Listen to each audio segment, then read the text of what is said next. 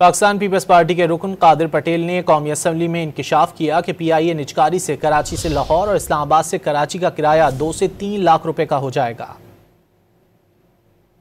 Sir, बात यह है कि PIA जिन रूट्स पर अपने जहाज नहीं चलाती वहाँ निजी एयरलाइंस जो हैं वो 70-70, 80-80 और समटाइम 90-90 हज़ार रुपये में वहाँ जहाज चला रहे हैं। अब आप इसको प्राइवेटाइज कर रहे हैं तो एक मौका वो आएगा जब आप इसको शट डाउन करेंगे ताकि दूसरा कोई आकर चलाए।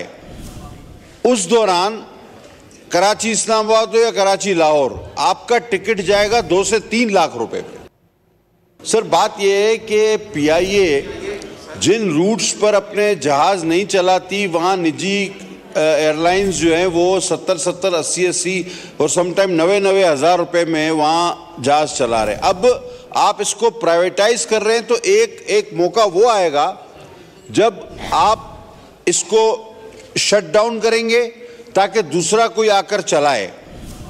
उस दौरान कराची इस्लामाबाद हो या कराची लाहौर, आपका टिकट जाएगा 2 से 3 लाख रुपए पे।